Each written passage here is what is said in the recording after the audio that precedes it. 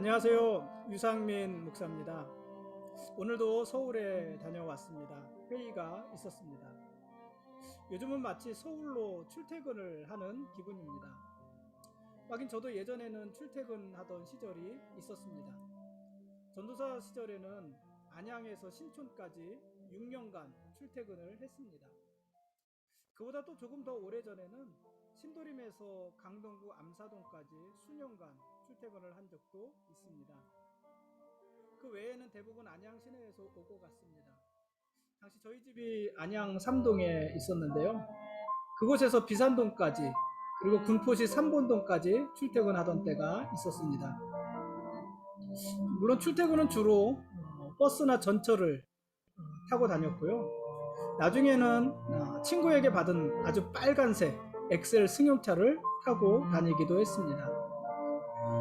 수동기어가 장착되었던 이 빨간색 엑셀 승용차는요, 저의 첫 번째 차였고 아주 많은 추억이 있는 차였습니다. 그 차를 타고 제 연애의 끝시간을 보냈고 첫 번째 아이를 그곳에 태우고 여러 곳을 아주 많이 다니기도 했습니다.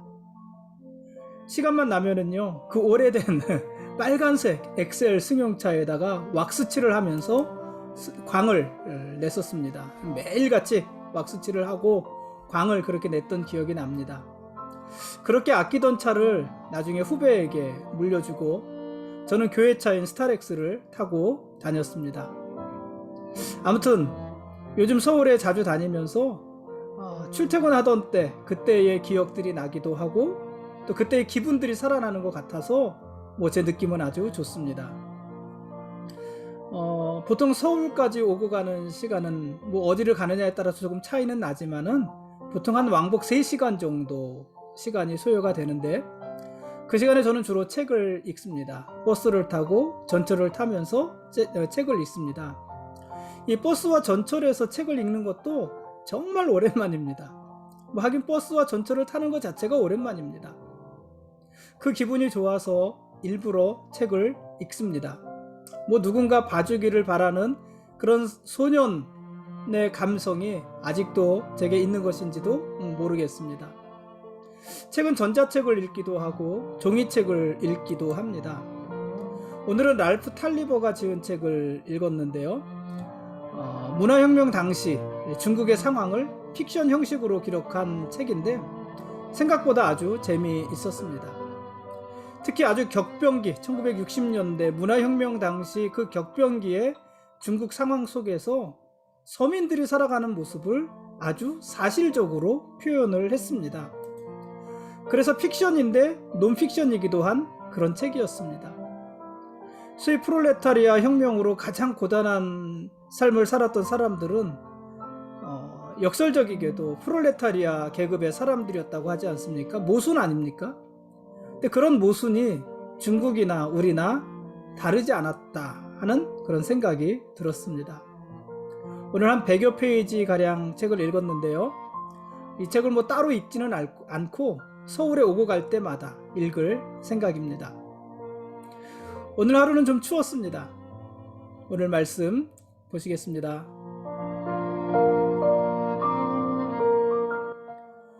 오늘 읽을 말씀은 고린도전서 12장부터 14장까지 말씀입니다. 은사에 대한 이야기입니다. 사도 바울은 오늘 읽을 이 고린도전서 12장부터 14장까지에서 은사에 관해 이야기를 합니다. 고린도 교회는 성령의 무분별한 사용으로 많은 어려움을 겪고 있었습니다.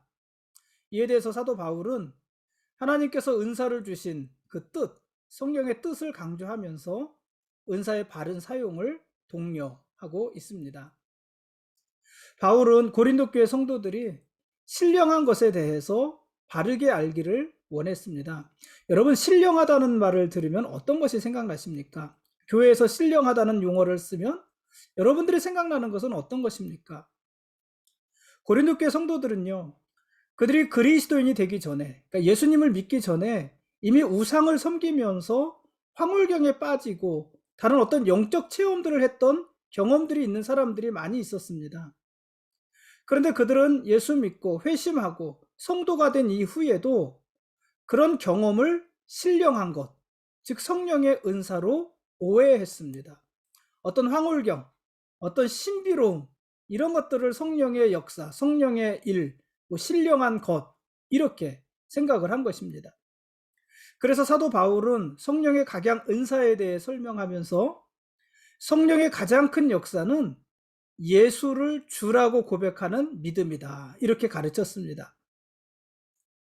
저주받은 모습으로 십자가에 못 박혀 죽은 예수를 주님이라고 고백하는 것은 성령의 역사가 아니고서는 불가능한 일이라는 것입니다. 그 당시 주라는 호칭을 받을 수 있는 사람은요, 로마의 황제밖에 없었어요. 근데 그 황제에 비해서 예수는 어떤 사람이냐면은 십자가에 처형된 죄인이잖아요. 비교가 안 되는 사람이죠. 근데 십자가에 처형된 죄인, 로마 사람들이 볼 때에도 가장 흉악한 죄인이고, 특히 유대인들이 볼 때, 이스라엘이 볼 때에는 나무에 매달렸으니까 저주받은 자입니다. 근데 그런 예수를 주님이다, 주시다, 이렇게 고백하는 것이 어떻게 가능하겠습니까? 그것은 성령의 역사가 아니고서는 불가능하다라는 거예요. 그래서 가장 큰 성령의 역사는 뭐냐면 어떤 황홀경에 빠지고 신비로운 일들을 경험하고 그런 것이 아니라 예수를 주라고 고백하는 것, 그거 자체가 성령의 가장 큰 일이다, 이렇게 이야기를 하는 것입니다. 그러면서 사도 바울은 각 사람의 필요에 따라 하나님이 주시는 성령의 각양 은사에 대해서도 말을 했습니다.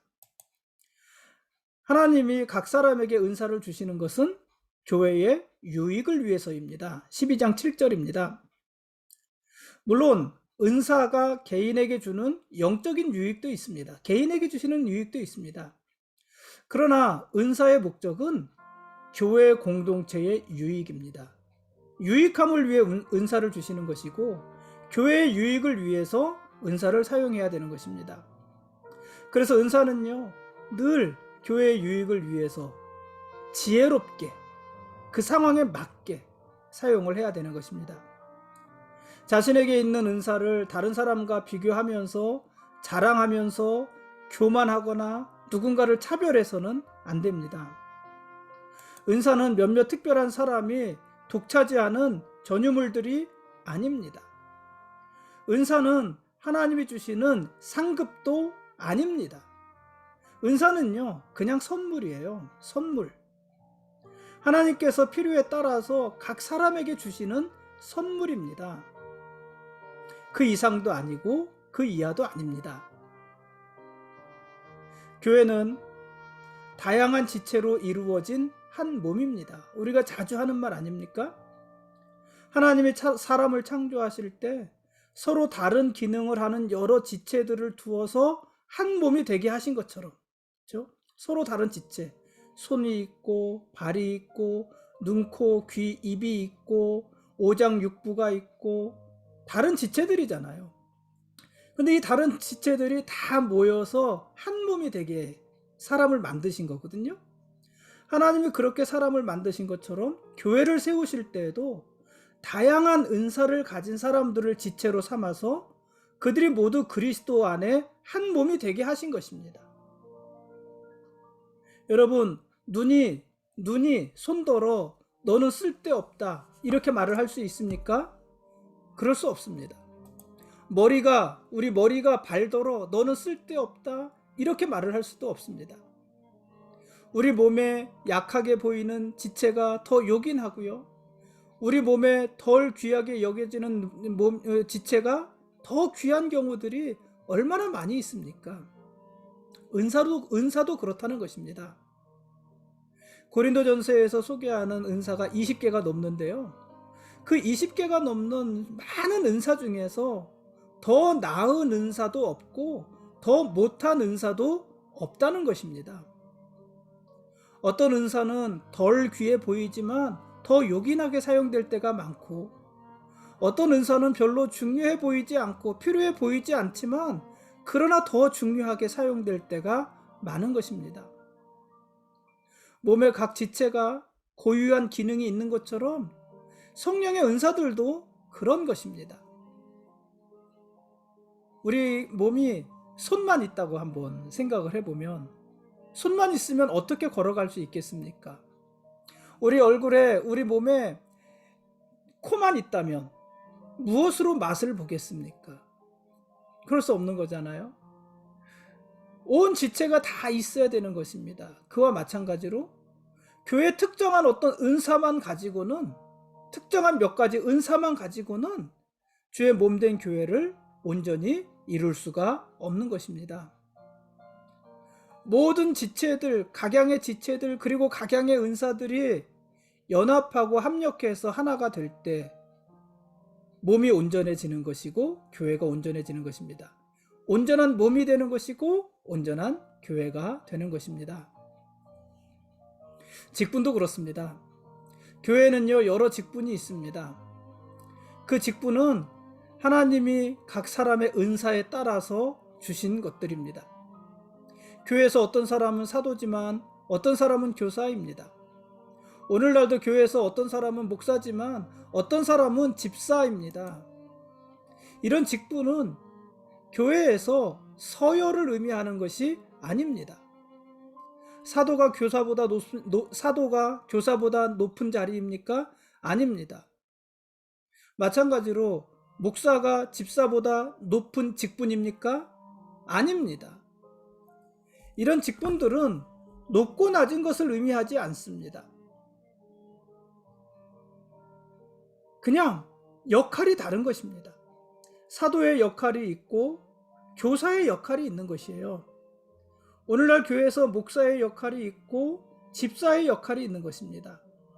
서로 역할이 다른 것이고 하나님이 주신 은사가 다른 것입니다. 이것이 서열이 아니다 하는 것입니다.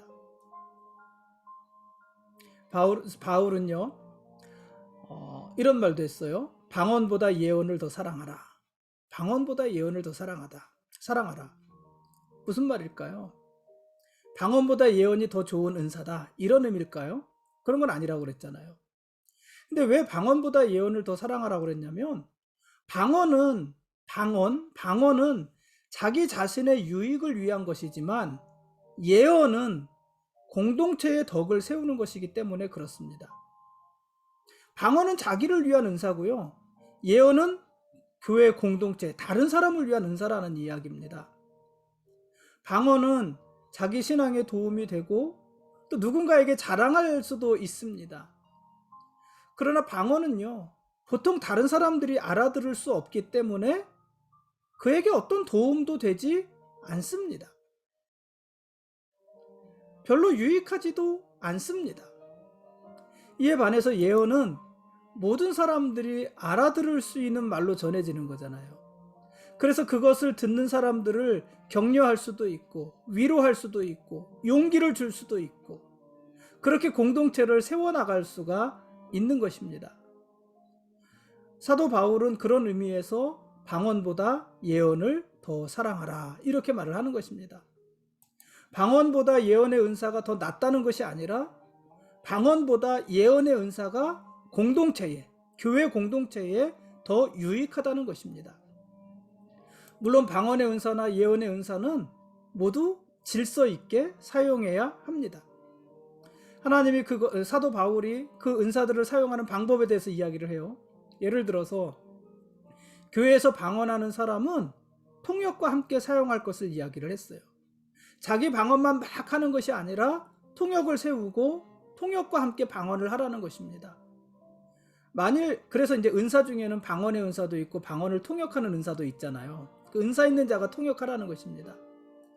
만일 방언을 하는데 통역하는 자가 없으면 교회 안에서는 잠잠하라, 이렇게 말을 했어요. 교회 안에서는 잠잠하고 자기와 하나님 사이에서만 이야기를 하는 것입니다. 그것이 방언을 하는 방법입니다. 예언도 그렇습니다. 예언도 둘이나 셋이 말하면서 항상 그것을 분별하는 다른 사람이 있어야 되는 것이에요. 정말 하나님으로부터 오는 예언인지 아닌지 분별하는 사람이 있어야지 되고, 내가 예언을 하는데 만일 옆에 있는 사람이 다른 이에게 예언을 하면 먼저 예언을 하던 사람은 잠잠해야 됩니다. 왜냐하면 예언은 나중에 나온 예언이 최신이잖아요. 그러니까 먼저 예언하는 사람은 잠잠하라, 이런 방법을 이야기했습니다. 이런 것들이 은사를 사용하는 질서고 교회의 유익을 위해서 은사를 사용하는 방법입니다. 그러니까 은사는 자기 기분에 따라, 자기 감정에 따라 막 쓰는 것이 아니라 이런 질서대로, 이런 방법을 지켜서 유익하게 사용을 해야 되는 것이 은사인 것입니다.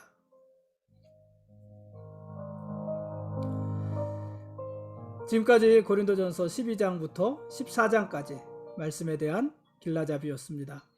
내일 읽을 말씀은요, 벌써 고린도전서 마지막입니다. 15장과 16장 말씀입니다. 은사의 종류는 많습니다. 은사의 종류는 많이 있지만 그러나 목적은 하나입니다. 뭐냐면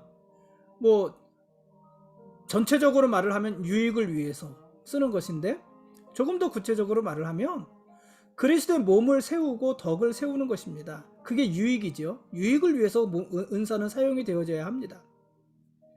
은사에 차이는 없습니다.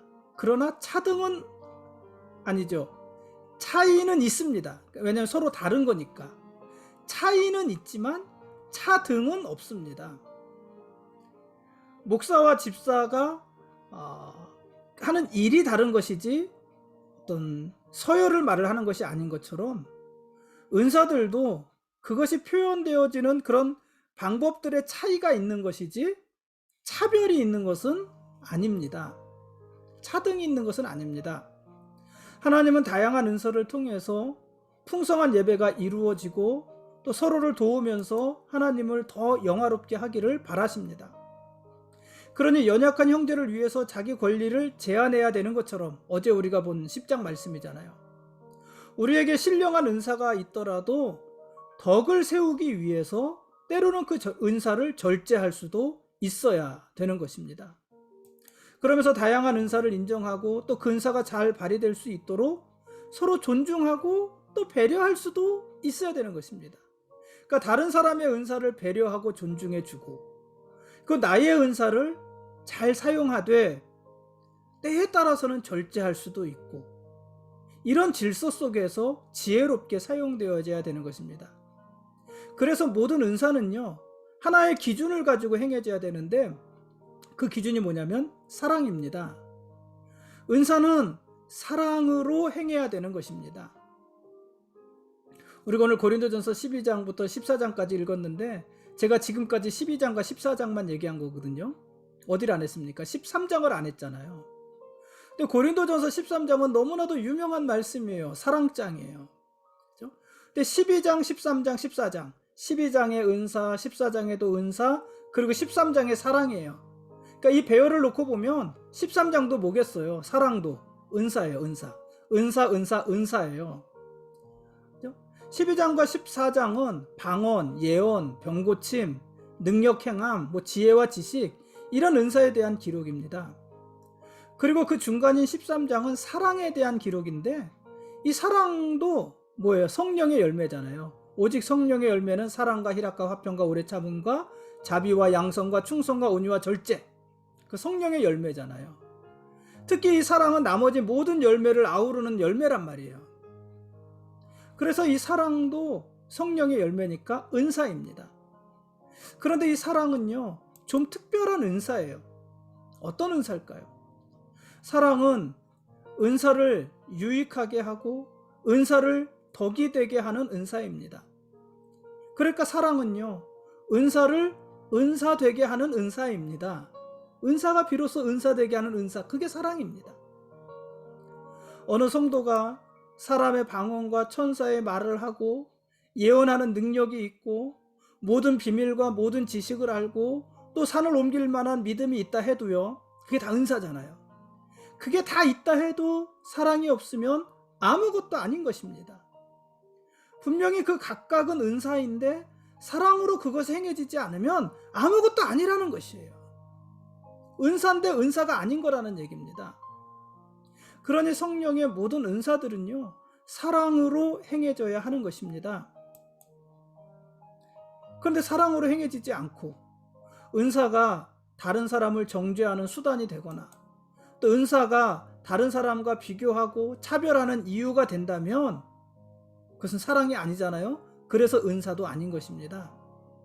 아무리 대단한 능력을 행한다 해도, 아무리 대단한 은사를 행한다 해도 사랑이 없으면 그것은 그저 소리나는 구리와 울리는 꽹과리에 지나지 않은 것입니다. 그러니 사랑 없이 행하는 은사는 아무 유익도 이룰 수 없는 것입니다. 그래서 절묘한 배열이에요. 12장과 14장의 은사 가운데 사랑.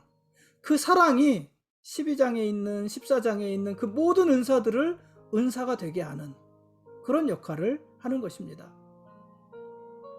여러분, 은사를 사모하십시오. 은사는 우리 믿음을 더 활기 있게 할 수 있습니다. 은사는 하나님이 주신 선물이고 그래서 좋은 것입니다. 은사를 사모하십시오. 그러나 은사를 지혜롭게 행하십시오. 그리고 사랑으로 행하십시오. 그러면서 교회 공동체의 유익을 위해서 그 은사를 쓰십시오. 만일 그렇지 못하다면 은사는 우리에게 유익한 것이 아니라 오히려 우리에게 부담스러운 것이 될 것입니다. 은사는 우리를 교만하게 할 것이고 그 교만은 교회 공동체를 허물어뜨릴 수 있는 부담으로 다가오게 될 것입니다. 그러므로 여러분, 은사를 사모하십시오. 간절히 사모하십시오. 그러나 그 은사를 지혜롭게 잘 사용하기 위해서 기도하시고 사랑으로 그 은사를 완성할 수 있도록 여러분 기도하십시오. 하나님이 우리를 복되게 하실 것입니다. 오늘 여기까지 하겠습니다. 예수님이 우리의 왕이십니다. 그리고 우리는 그분의 거룩한 백성들입니다. 고맙습니다.